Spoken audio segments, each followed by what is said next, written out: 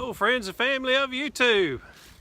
Well, today I woke up and I thought I'm going to share a story with my friends on YouTube today. The story I thought, man, this is going to be a cakewalk. I'm going to go to this little country store nearby and tell this story of something that happened to me when I was young. Well, when I got there, they didn't make it so easy for me. This was by far the hardest video I've ever had to shoot because everybody in town pulled into this little country store wondering why is this man out here filming himself. I bet there was 5 cars that pulled into that lot and just sat there staring at me as I tried to tell the story. So, you know what's weird is when I do these videos, I don't know if it's gonna have 200 views or 1,000 views or 10,000 views. So I never really get nervous about doing the videos, but when I've got people sitting in their car, I don't know, 20 feet, 30 feet away from me, just staring at me, for some reason that makes me more nervous than knowing I'm putting a video on YouTube. And you know, sometimes I'll see people on YouTube walking through Walmart filming, and you'll see people all behind them staring at them, wondering, what are they doing? Oh my God, what is that stick he's staring at and talking to? He's got some kind of weird contraption there. The guy looks like an alien, you know, and people just stare at you like they have never seen such. But, you know, you can go to a city and see people with these big things in their ears and stuff in their nose, tattoos on their face and purple hair. People don't stare at them, but boy, you get a selfie stick and a phone on it and start talking to it, by God, people are gonna start staring at you. So anyway, y'all, as you're watching the video, just think of the discomfort that I was in while I was filming it. So anyway, here it is. Pretty good story for you. Hello friends and family of YouTube. Well, today I'm going to share a story with you from back in my childhood. You know how back when you were 16, 17 years old, you done some pretty stupid things. Well, I did plenty of them. And sometimes I find it humorous to share those stories because, hey, that's all you can do is laugh about how dumb you've been in the past, right? So anyway, what happened was when I was about 17 years old, I had an old pickup truck and it got bad gas mileage, but I also had a motorcycle, and I had been wanting a car that got better gas mileage, so I went to the newspaper and looked through it. For you younger folks, the newspaper is something we had back in the day before internet come along. It was something that we used to line the bottom of bird cages with. But anyway, I got into the newspaper and I found an ad in there where a guy had a Toyota car for sale. And it said willing to trade on it. So I thought, well, I'll call this guy up and see what he thinks about trading for a motorcycle, because I was not going to trade that old truck. So anyway, he said, yeah, I'm interested. I said, well, okay, I'll drive it over to you and let you check it out. So he told me where he lived, and it's about a 6-mile drive. Well, now here's where it gets a little bad. Well, it was about 25, 30 degrees. And I've got to ride this motorcycle over to his house. So I bundled up with as many clothes as I could possibly find and put them on. I thought, man, surely I can make it 6, 7 miles. It shouldn't be a problem. So as I got going down the road to his place, this road is very snaky, curved, you know, I mean, it's a real curvy road, got a lot of hills on it and everything. And fun road to ride in the summertime when the weather's good, but hey, when it's cold, that's not the place you want to be. So anyway, as I'm riding down the road, I start getting so cold, and I'm just shivering like crazy, but I'm thinking, man, I've got maybe a mile and a half to go, but I'm gonna hang in there like a hair in a biscuit. I'm gonna keep going. So I keep going down the road, and all of a sudden I start losing my eyesight. And this is a new thing to me. I don't know anything about this.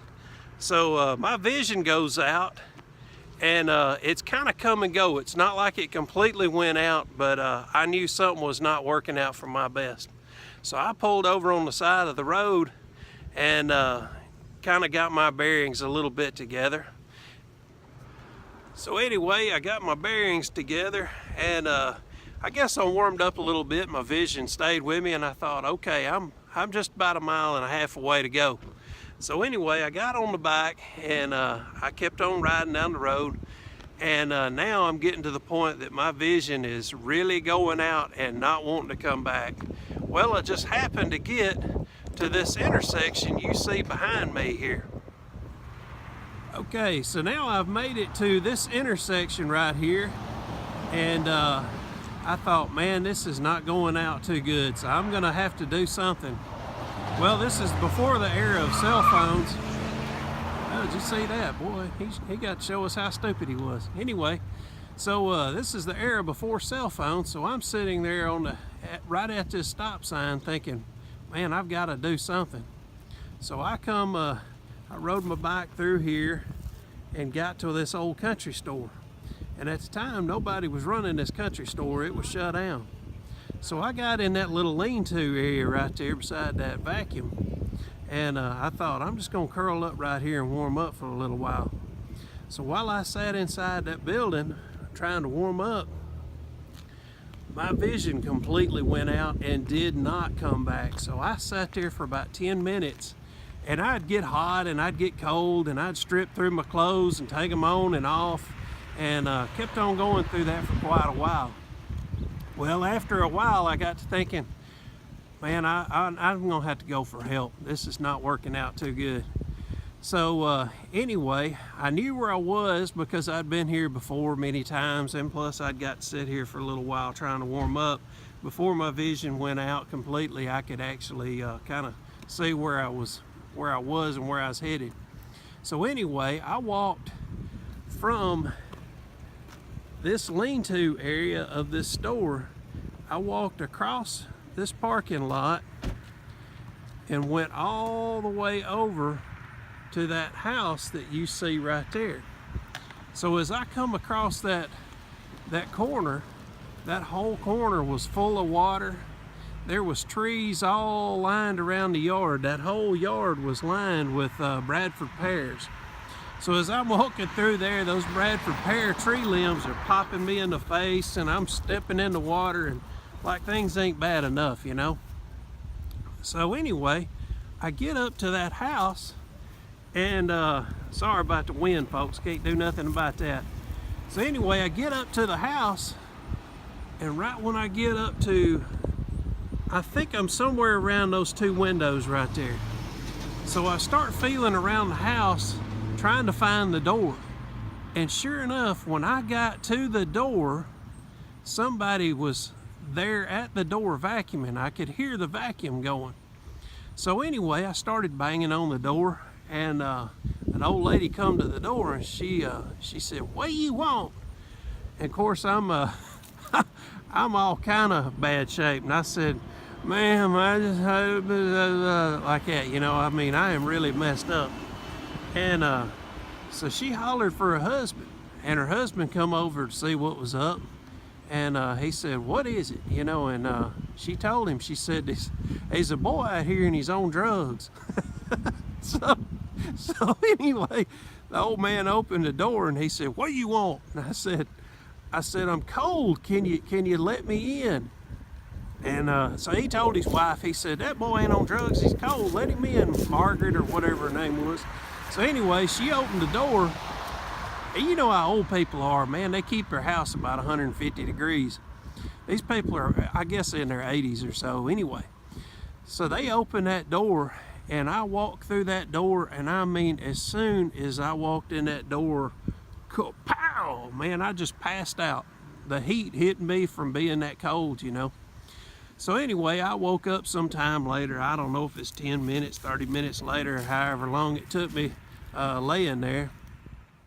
So anyway, when I came to, those folks were going through my wallet trying to figure out who I was and who they needed to call to let somebody know, "Hey, I got your boy over here, and he's passed out in my house."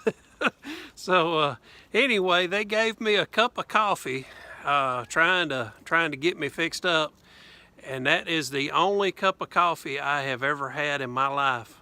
That was the most god-awful tastingest stuff I have ever tried to drink. I don't know if it was Sanka or Maxwell House or what it was, but I am here to tell you, I have no need whatsoever for coffee. But anyway, they did give me a ride home, and they were real nice to me. And man, I was so lucky that they were home, because I think it was about 4 o'clock in the day. It was still daylight outside. So anyway, they were real nice to me. They gave me a ride home, and I actually did not get to trade the motorcycle for the car. So the guy had actually sold the car before I was able to get over there to check on doing a trade. But anyway, the reason I was going blind to start with, done research later on, it's called hypothermia. So I had gotten so cold that I had went into hypothermia. So there's your lesson for the day. Don't ride motorcycles in 30-degree weather. So anyway, I hope y'all enjoyed the story for the day, folks. I hope y'all have a great week and great weekend. Thanks for watching. Y'all see you soon. Bye-bye.